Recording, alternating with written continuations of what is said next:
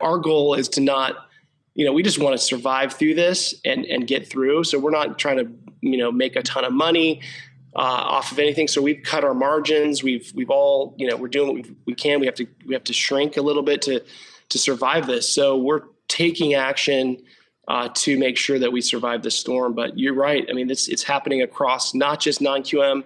It's affecting a lot of areas of our business. All of our business, appraisers, notaries that don't want to sign docs, the county recorder's offices. There's just so much impact that's happening during this time. It's insane. Yeah, I think the one thing to keep in mind is our entire industry is based upon ability to paying a mortgage. So like at the end of the day, whether you're a real estate agent, whether you're a title agent, like there's ramifications when people don't pay. And I mean, 2008 was such an impactful thing for me because communities broke down, school systems. Like there was a higher level of high school dropout rate in communities that people didn't pay their mortgages because the property taxes couldn't fund the schools, and they had less teachers, and less teachers resulted in more people dropping out of school. I mean, like the impact is really, really big. And it's easy to put things in perspective of how's this impacting me. But man, like what we really have to understand is that like, this industry has been really great for our livelihoods, and we are going to get through this.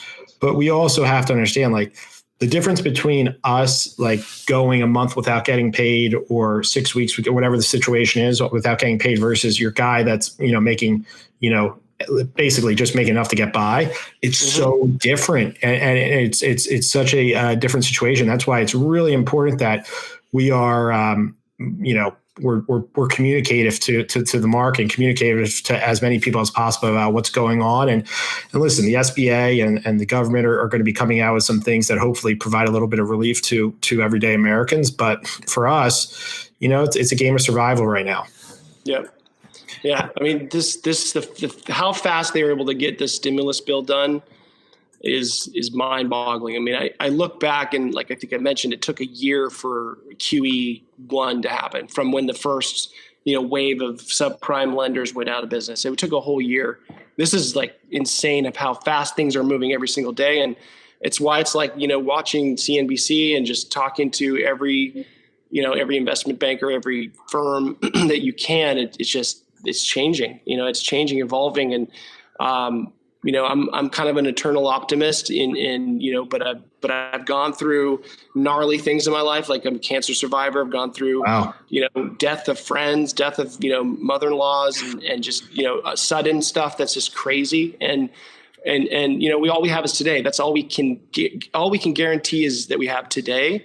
But what I do know is that, if we just hunker down, work hard, be communicative, like you said, and be transparent, that we're going to make it through this eventually and, live to see another day. I do think the credit of this product is good, and the mortgage and real estate fundamentals are there. I mean, I called, one of the things I did this last weekend, I called appraisers, I called real estate agents in all different parts of the country, try to get a grasp of what was going on with listings and cancellations of listings. And because in 2008, there was a ton of people that couldn't sell their homes, they couldn't refi their homes because there was no equity and because there was just too much supply of homes. And in this market is so different. It's actually, there's less listings now than there was a month ago. There's a lot of homes that came off the market recently. People don't want people coming through their homes. So there's a constriction in supply, which to me will keep, as long as this thing doesn't go on for 6 months or 8 months or a year. If this goes on for three or so months, as far as the health side of it, then the real estate side will hopefully be okay. Obviously there's going to be damage from job losses and other things that we just that we can't avoid. But as long as everyone doesn't rush out to sell their home, the prices aren't going to tank. As long as there's forbearances with banks and things like that, there's not going to be a ton of foreclosures. So there's some hope that I have on my end to see that this thing is going to make it through. You can be doom and gloom about it, but that's not going to help. It's day at a time, right?